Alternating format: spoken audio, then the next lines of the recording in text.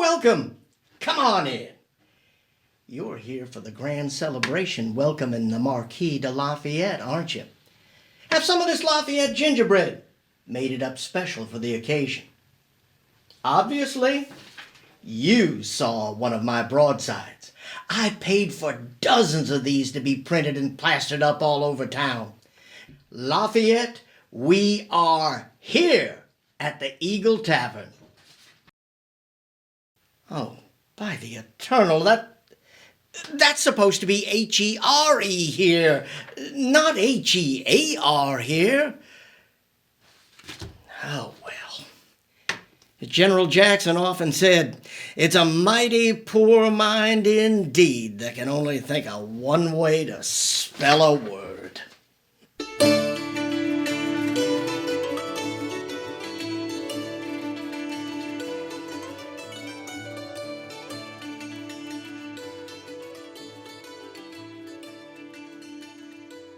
This gingerbread sure is good.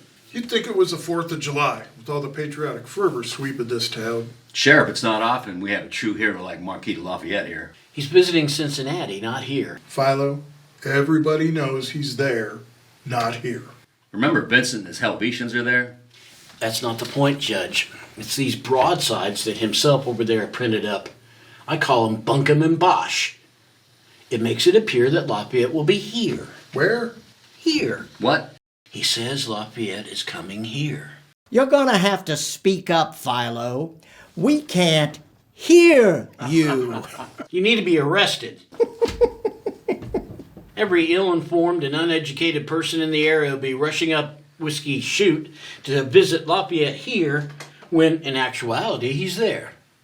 Seems to have worked on you, Philo, my lad. Hear ye, hear ye, hear ye. Philo Averill, your case has fallen on deaf ears here. The court finds in favor of himself. What? Caleb Mounts, you are truly a justice of the peace.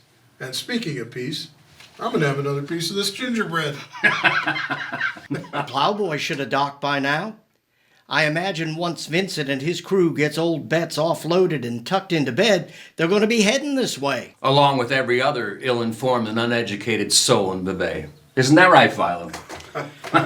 Gentlemen, in honor of the Marquis de Lafayette, I have a revolutionary idea. The pot no longer wishes to call the kettle black. Very well, Mr. Pot. What does one call it then? Well, Mr. Kettle, I call it a round for the house, on me. Mighty big spending on your part there, considering there's only 3 of us here right now. That's why I said it. Gotta make that 4. Francis Lindley, why are you all lashed up? I didn't know your infantry company was going to Cincinnati. Well, we didn't, but I thought it would be appropriate for me to welcome Vincent back to the Eagle Tavern, one officer to another. Francis, you are truly a man imbued with honor. But right now, I'd like to be imbued with some spirit. I admire a man with ardent spirit. As do I. Landlord? Francis, your arrival is truly propitious. Philo here is buying a round of drinks for the house. No, what? The decision of this court is final, Philo. Judge, can I appeal your verdict? Not until you pay your bill, Philo. Still not laughing.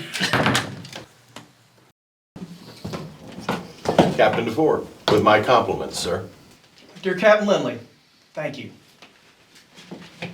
Y'all know my chief gunner, Benjamin DeTrawl. Benjamin, let's go sit over there. Where? There. Where? Here! I can't hear. What are you, deaf? Well, thanks for noticing, Captain. Gunner DeTraw is deaf. In one ear.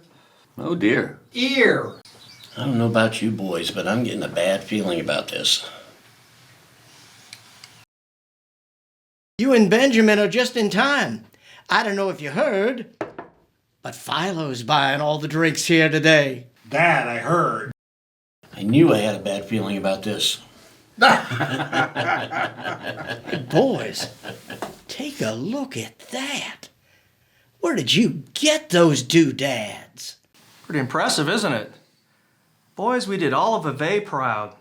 Helvetian Artillery is the talk of Cincinnati. Started when we got there and offloaded old Bets. Had to move her from the riverbank up to the bluff. You do that by hand? No, the officer of the day sent down a span of black horses. They did the hauling. We marched behind to the cheers of the citizenry. Our uniforms were the talk of the town. Well, Benjamin, you're out of uniform. Where's your blue coat and your fancy bearskin cap? I couldn't bear to wear it anymore. Too hot. Vincent, I told you those uniforms were too hot. Yeah, it looks to me like Benjamin's cap melted and the bearskin is stuck to the side of his face. You have any problem with those Cincinnati artillery boys? None whatsoever, once we beat them at their own game. Our rate of fire is more than twice that of theirs. As I promised, fired 29 times in 3.5 minutes. Hear, hear. I can't hear. Boys, let's try not to use that word again. During the firing competition, we expended every round we brought. The Cincinnati company graciously gave us some of theirs to use. Those rounds were twice the diameter of ours. They didn't think we'd be able to load them. But we did, still firing twice as fast as they. Free rounds indeed. You know, there's no such thing as a free lunch. Or free ardent. Remember that when you're buying, Philo. In honor of the artillery, another round for the house, and put it on Philo's tab. Hear, hear. I can't hear. General Lafayette was so impressed with us that he personally came to each of us to shake our hands. Never, he said, during my travels to America, have I seen artillery handled with such skill. When he found out the distance we had traveled, the general replied that we had gone to a lot of trouble just to see him, a man. The cheers from the crowd were deafening. That's not what spoke the loudest, though. Was it old Betts? Well, there was an old woman leaning on a cane. She walked over to the general and offered her hand. He took it. She said, "You remember me?" He said, "No." She said, "Do you remember a woman brought you milk while you were in the Bastille?" "Yeah." He says, "I am that woman." And at that, the old general's visage just crumbled. The tears rolled down his cheeks. You know, the general had stood in front of British cannon at Yorktown without fear in him, but we saw now he's just a man.